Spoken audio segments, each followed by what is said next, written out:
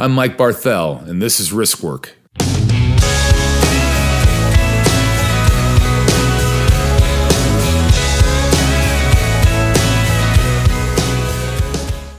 Hey, our guest today is a former director of information security with the Centers for Disease Control and Prevention.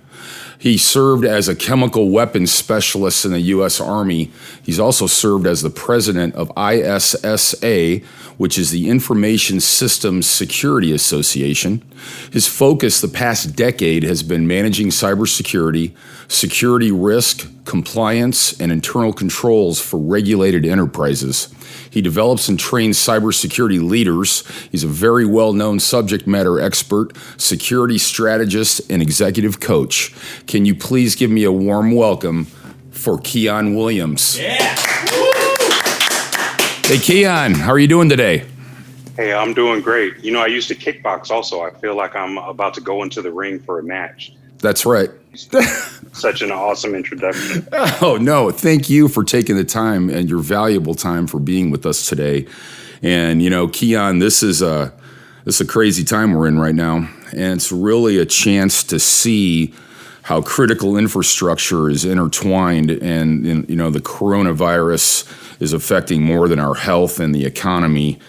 It's also challenging cybersecurity. And I was wondering if you might take a moment to talk about the new vulnerabilities that are presenting themselves these days. Sure. You know, one of the interesting things when we introduced the conversation focused on coronavirus and then transition into some of the cybersecurity risks that relate to it is just the parallels between, you know, physical biological infections and security infections.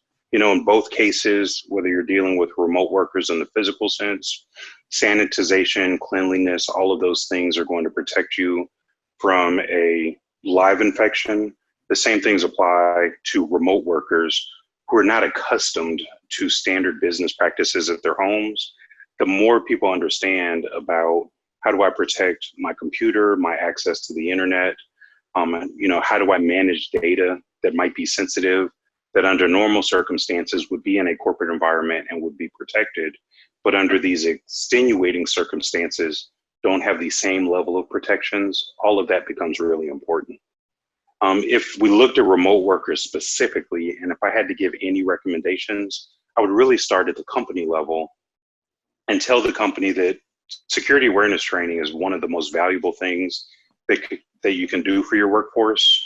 As a company, I'm not selling this. I'm just saying that I have a lot of experience in this, but we have a managed security awareness training service where we help some of our clients express to their workforce what are all the things you need to do to have good practices at home.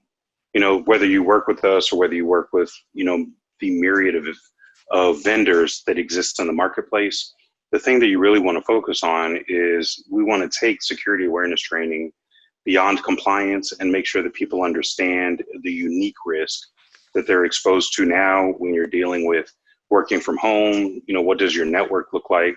I remember in our previous conversations, Mike, we talked about, you know, how extreme my home network is, where I have, you know, multiple networks. I have a wireless network for corporate activities. I have a separate wireless network for all the smart home devices. Then I have a separate third wireless network for all of our personal computers because we do homeschool and the children need to be on computers normally. And then I still have a wired network for other things that are super secret.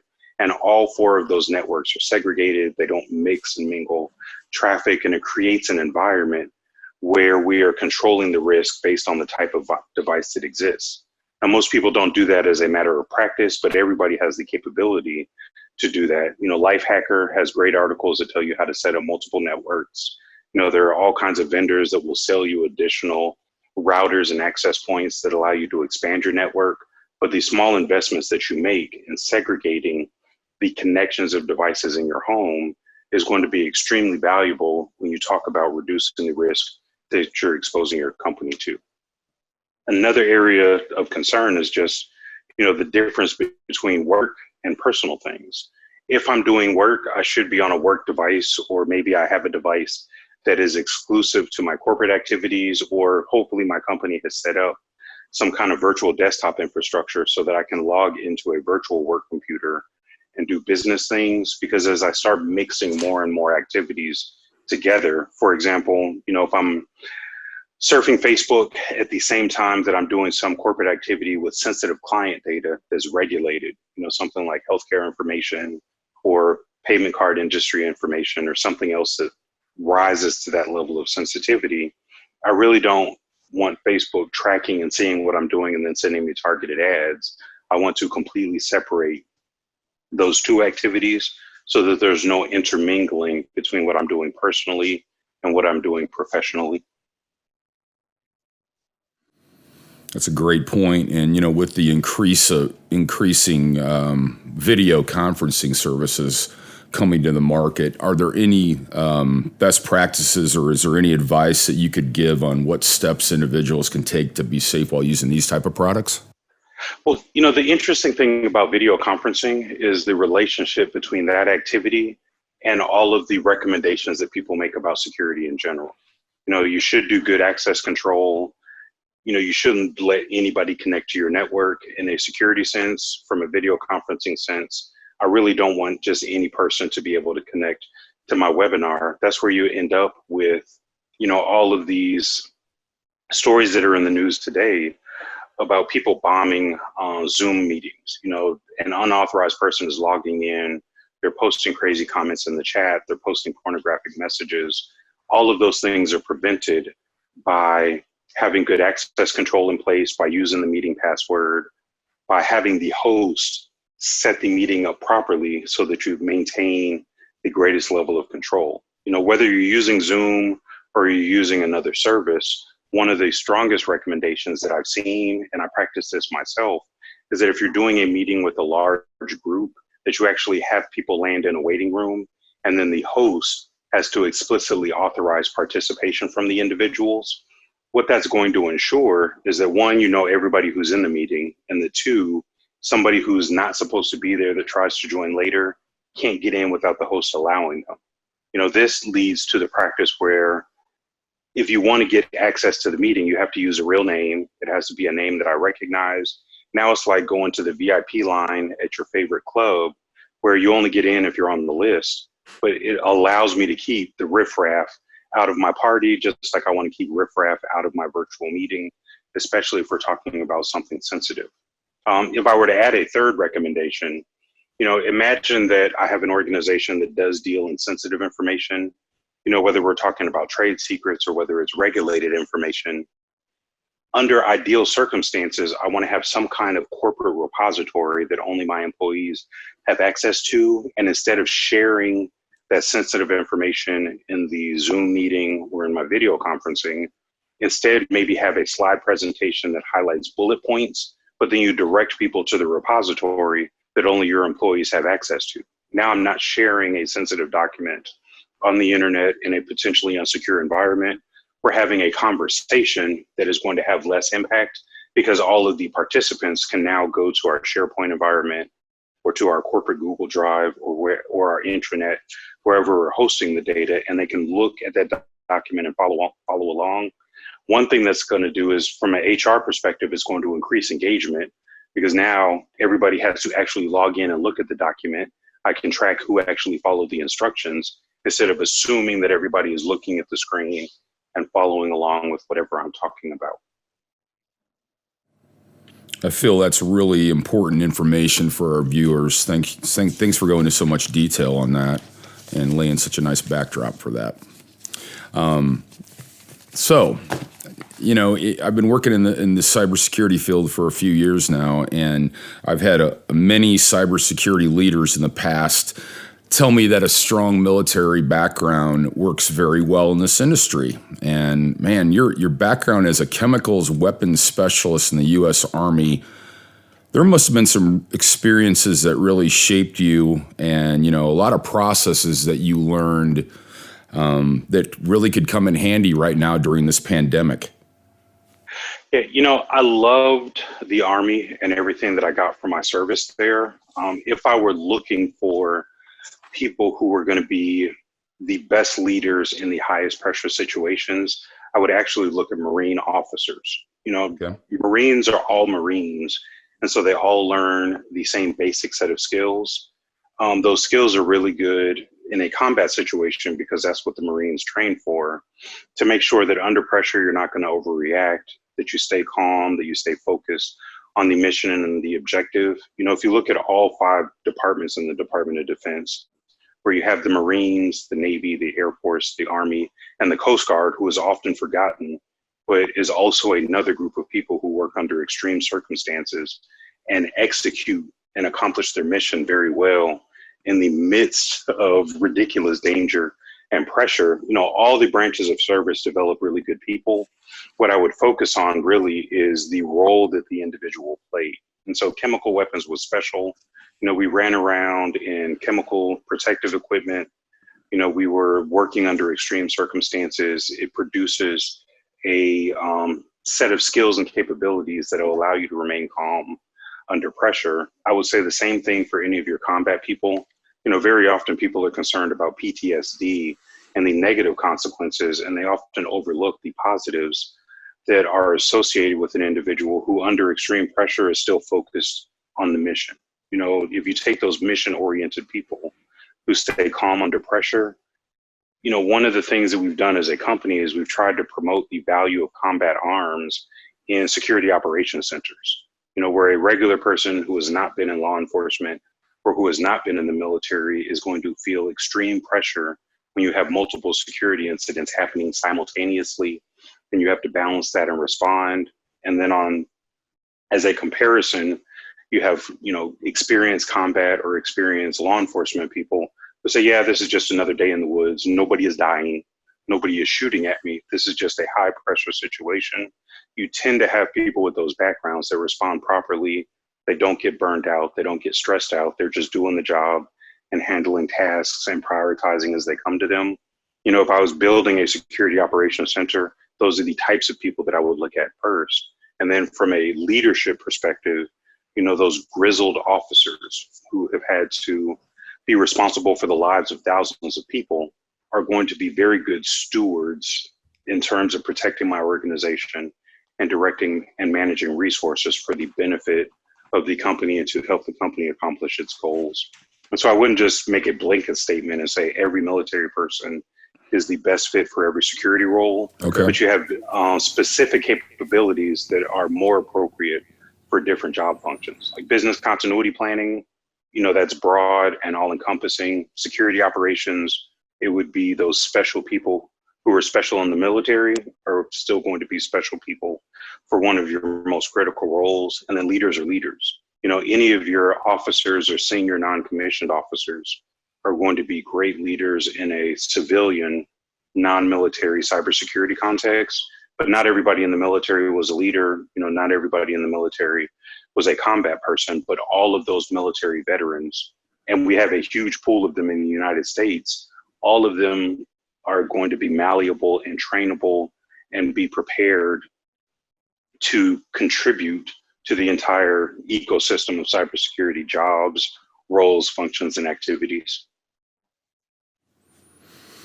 When we were talking about your background with the chemical weapons type of work in the Army, you spoke to me about what you're specifically doing at home when, like, for instance, you get home from the store, and we talked about people who have wives and husbands that are on the front line, healthcare wise. Can we talk a little bit about maybe the decontamination processes that you learned and maybe what you're doing right now to help combat this? Yeah, so one of the interesting things that I did is, the Chemical Corps in the Army and the Chemical Corps in the Marines has a similar mission, but there are multiple objectives. The Army does biological integrated defense. They do surveys. They're looking for things out there that are going to harm troops on the front lines.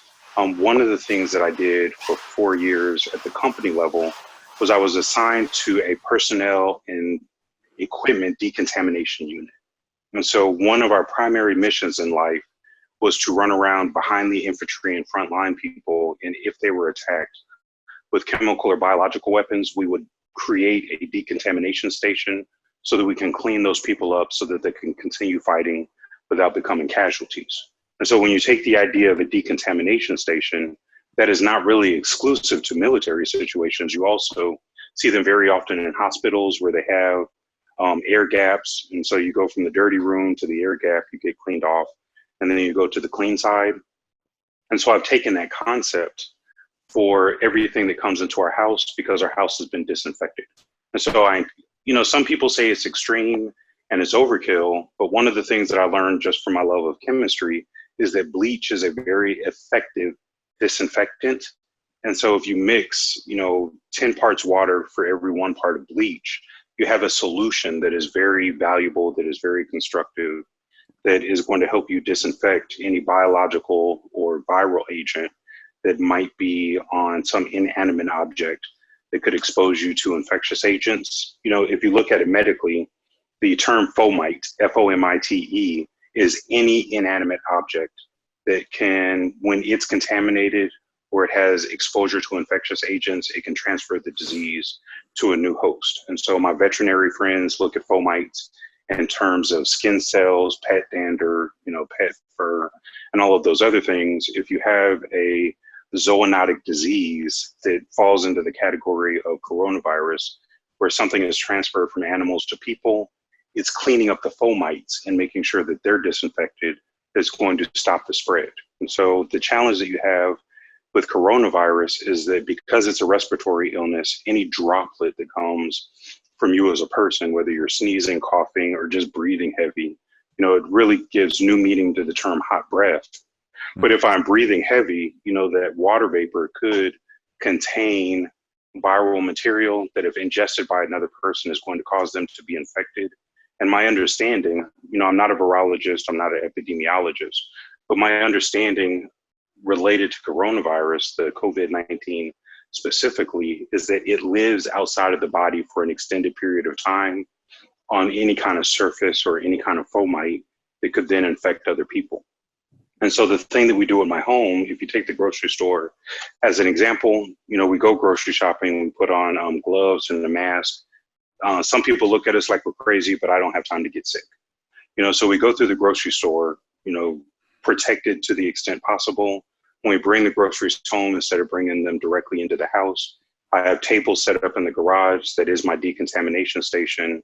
The bleach solution that I described, we apply that to all of the materials before we bring them into the house. And the way that it basically works is I bring the items from the car to the garage. The items are put on one table in the garage. That table is considered dirty. My wife or my children will use the bleach solution to disinfect the items. And then once the items are considered clean, then they bring the clean items into the house. And then we have a higher degree of confidence about the nature of outside items that are being brought into the environment. Now, some experts are saying that that's overkill. You should wash your hands anyway. But the fact that these viruses live on inanimate surfaces, that's the reason that I gave the definition and the explanation of the fomite, is that if there are particles, you don't know who's handling the stuff. You don't know how they touched it. Yes, I could wash my hands before I use it, but I'm trying to leverage every opportunity to decontaminate and to sanitize the environment possible. And so we do this for the groceries as well.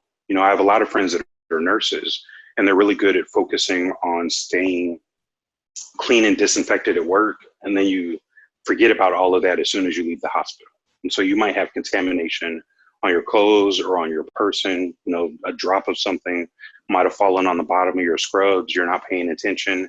And if you don't have that decontamination station in the garage, it increases the likelihood that you're going to bring whatever you picked up at the hospital into your home and infect people. And at the hospital, you're not thinking about it. You've got the plastic face shield, you've got the mask, you've got the goggles, the gloves, the entire protective suit. But that one drop of anything that gets on your shoes, on your clothes, on your scrubs, anything outside of what was protected, if you don't decontaminate it before you bring it into the house, there is a chance that you could expose yourself or others because they don't have the same level of protection at home that they have at work. That's some very, very important information, Keyaan. Thank you so much for that. And this whole thing, your background with the CDC and the combination of all the CISO training you've done and everything, you've just got a really unique perspective on things right now. And so once again, thank you so much for taking this valuable time with us.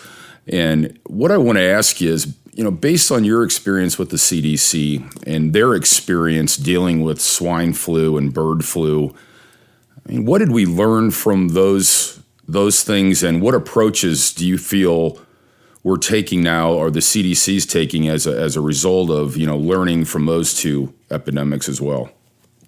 Well, one thing that I'll say is that I give a ton of credit to the public health scientists and the epidemiologists who are doing all of this work. People are saying, hey, you're not working fast enough, you didn't prepare soon enough, you didn't do this, you didn't do that.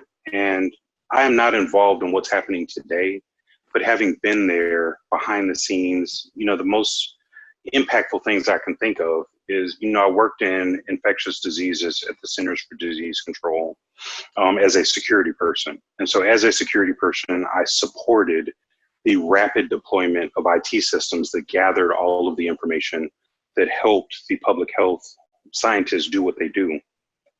One thing that I would say is that extremely important is just access to information. The United States could only work based off of the information that we received from other countries and other regions that were infected before us, so that we understood, how fast does it spread? How does it spread? What are their concerns? You need good information to develop vaccines. And I'm excited about the potential good news about one of the universities in Pittsburgh potentially developing a vaccine. But all of this depends on information and IT systems. And that really highlights the intersection between security, technology, and public health and science, where, you're not doing this on paper. It requires time, it requires information, all of those things about integrity and availability, when you think about the CIA triad, are extremely important when you are expeditiously trying to find a cure to a pandemic. When I was at the CDC and we dealt with avian flu and swine flu, both of those were zoonotic diseases. They created pandemics primarily in Asia, so the US didn't have a lot to deal with directly, but the CDC was still involved and helped with the research. We have a lot of organizations in the US that are part of the ecosystem that helped develop cures. And what I believe is that all of the lessons that were learned from previous pandemics have allowed us to more rapidly address this pandemic. If you go farther back, the Spanish flu, I think, was in 1918. It decimated the environment, or it decimated humanity, I guess is the better way to say it. But the amount that we have learned from the early 1900s Spanish flu to 100 years later dealing with coronavirus, sanitization practices are better. The way that we study diseases, our understanding of diseases, how they transmit from, one animal to people, all of that has rapidly expanded. And the access and the sharing of that information through our IT systems that require a lot of security to make sure the integrity of the data is intact has been astronomical and amazing. I mean, where else what other point in the past have people had a disease that really has only been around that we know of for less than 6 months, and they're already starting to identify cures, and we're already starting to contract the people in the population who are affected and reach their demise because of it? That's a pat on the back for just humanity and global collaboration based on the access to information that we have through all the IT systems that are supporting this.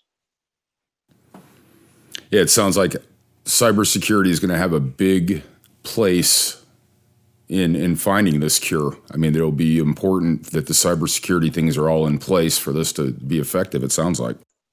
Well, if I could highlight one thing about cybersecurity, most people, when they hear cybersecurity, whether it's lay people or business people, two things often come to mind. It is either the hacker in the basement, or, you have all these boxes you have to check for compliance. I think when you look at cybersecurity in the context of public health, it's one of those areas where you can really communicate the value that is produced by the things that security people are doing.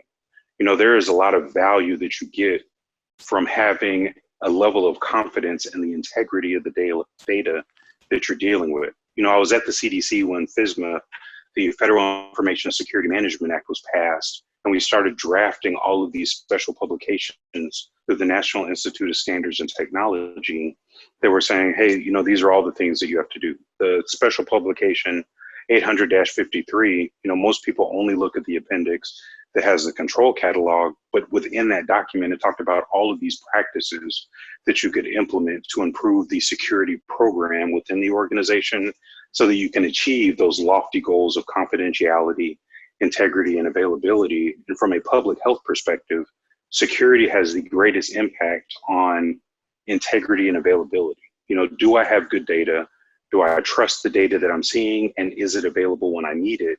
If the answer to all those questions is yes, that's when you have the capability of the public health experts to develop the vaccines, to track the spread of the disease, to understand where you have to direct additional resources so that you can get containment of the outbreak as quickly and as effectively as possible, given all the resources that are available.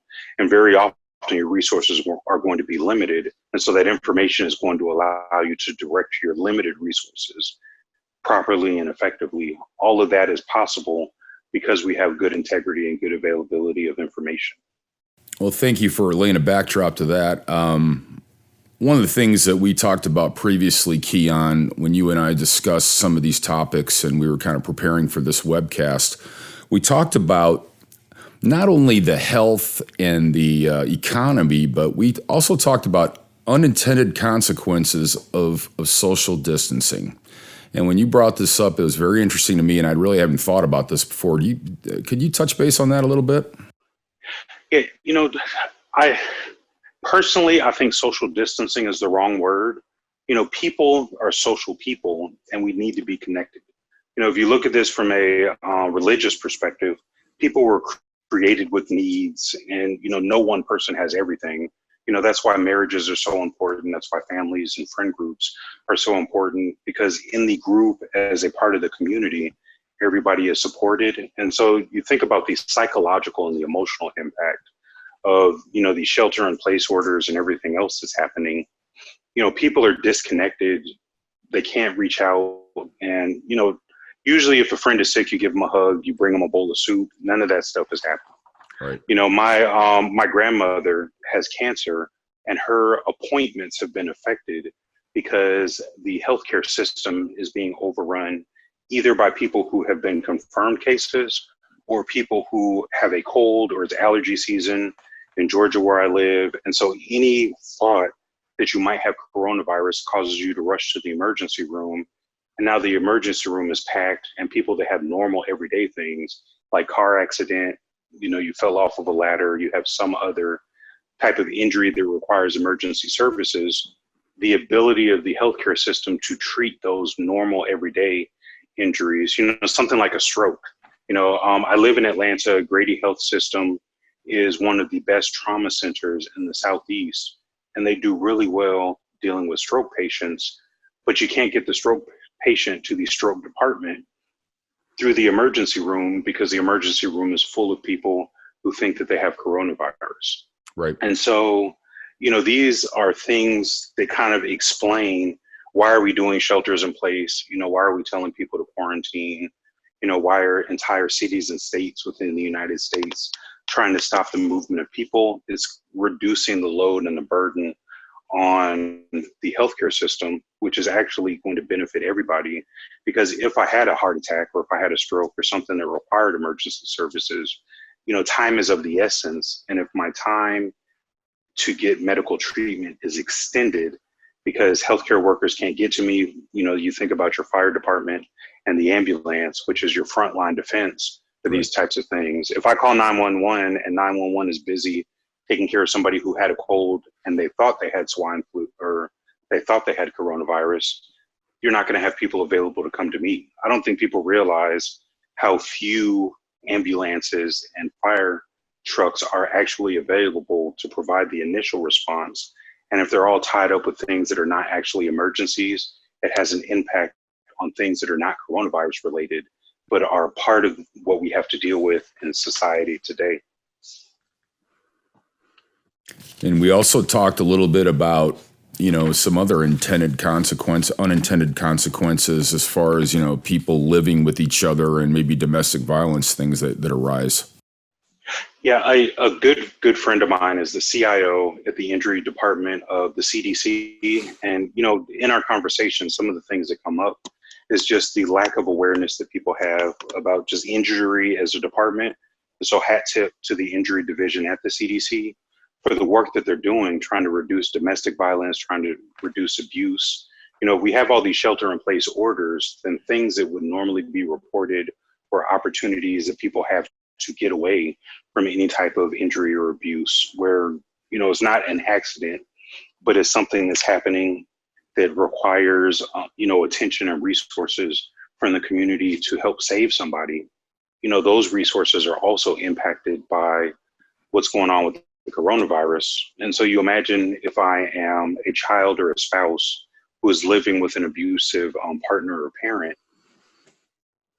there are just things that are going on with the quarantine and the shelter in place orders that might allow a situation that would come to a resolution under normal circumstances to continue to exist longer than it should if this was an ideal situation.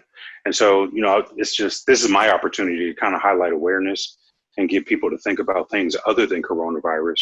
You have standard things that are problems in society that have been going on, that will continue to go on and will continue to require attention. And so if you're paying attention to your neighbors, if you see something, say something as it relates to, the Department of Homeland Security. I think that also relates to social interaction and social engagement, where if you notice the indicators of abuse, or you notice the indicators of neglect, or, you just know a person that lives alone, check on them and make sure that they're okay, because you kind of get in your own bubble, literally, when you're locked in the house with your own family and can't go anywhere. Boy, that's true. Well, this whole program, Keyaan, that we've put together here is really to help raise cybersecurity awareness, for people, for lay people like myself. So I'm not an expert at this, and I don't claim to be one.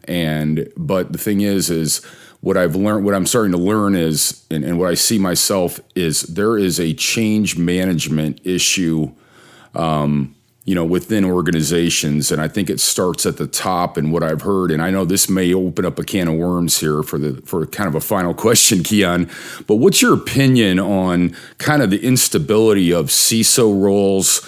And, CISOs seem to be responsible for breaches, and they're constantly moving and changing jobs. And there's really an instability at CISO. And how challenging is it for a CISO to even present to a board of directors for budgets, when they're still reporting to a CIO? And I guess, I know this may be a long answer, but what's your opinion on that topic, I guess? Well, so if we take a historical approach and then go step by step from the past to the present, one of the things that produced the role of the CISO was an initiative in the United States Department of Defense that wanted to dedicate IT people to IT security. And so the CISO role was born out of something that was inherently technical, where, back in the early 90s to mid 90s, around 94, 95, 96, the primary function of security was to manage firewalls for remote access control to this new thing that was becoming used by all businesses called the internet. And then as things have transitioned over time, the role has transitioned, and what you have is a situation where some companies understand and recognize the modern definition of the CISO to be a leader in risk management. Other people are still attached to the legacy perspective about the role of the CISO to manage compliance and to manage security technology.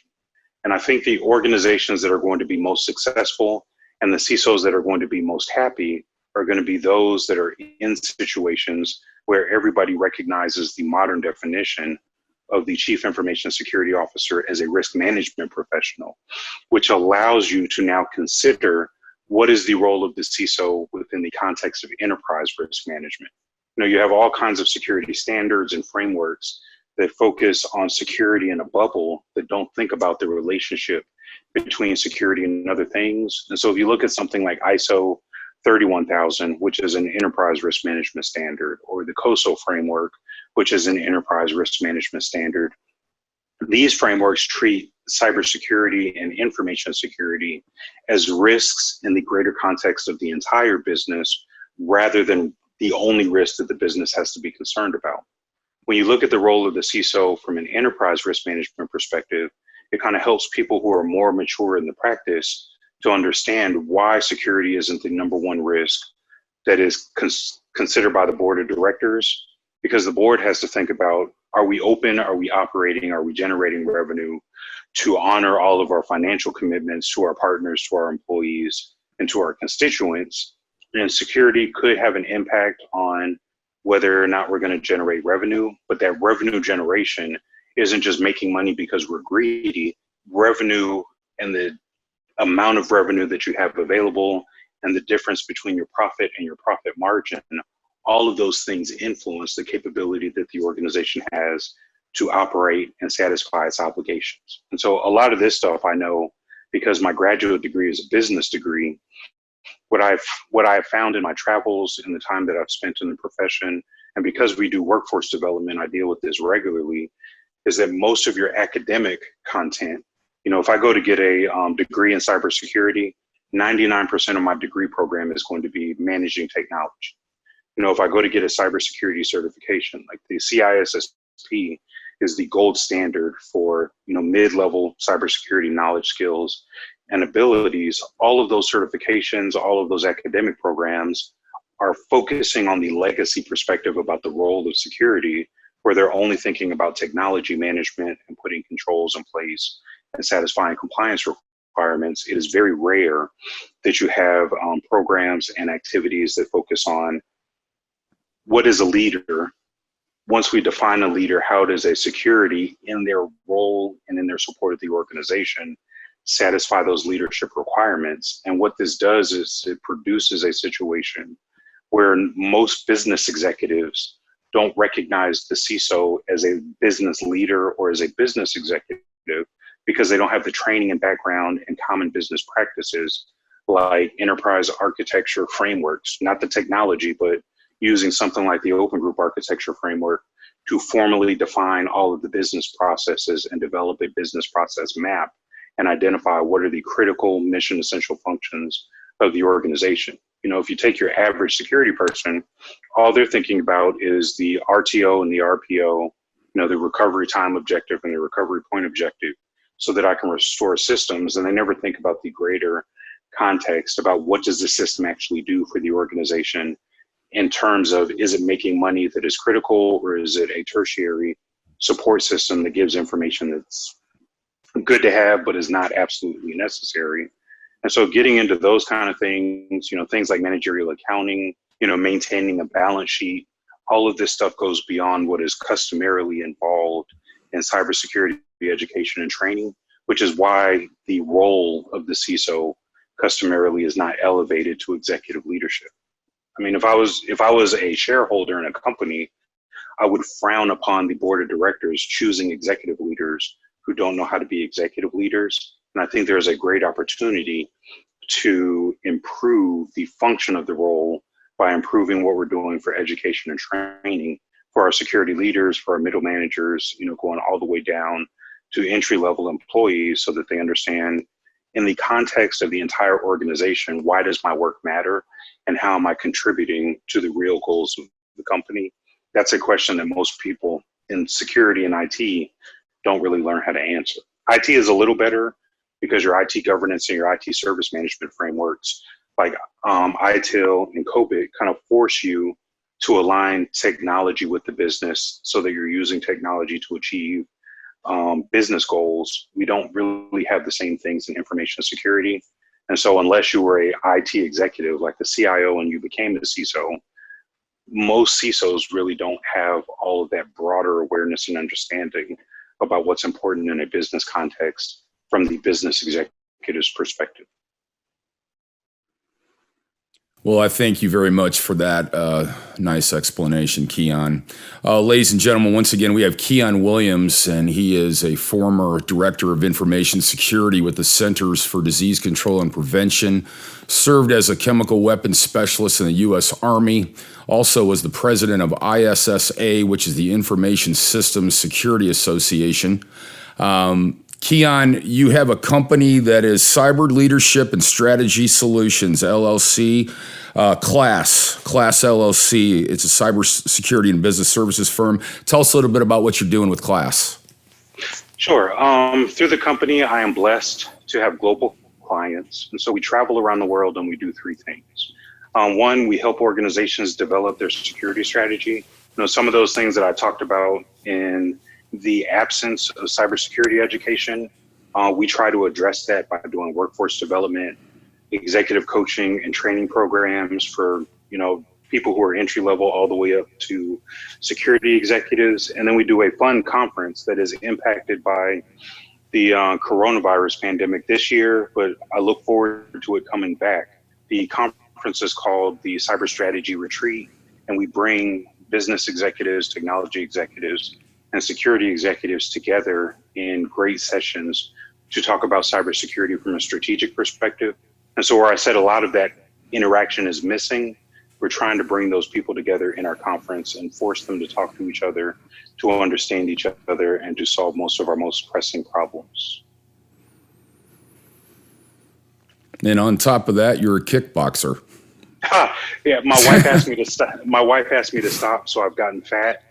Oh no! But if somebody broke into the house, I think I could still incapacitate them using my left hook and my right push kick. That's awesome. That's awesome, man. Keyaan, I hope that you had as good of a time doing this as I did. I really appreciate all your insight, and we would love to have you back. We'd love to have you back on a panel interview here soon, and hopefully everything gets back to normal here sooner than later.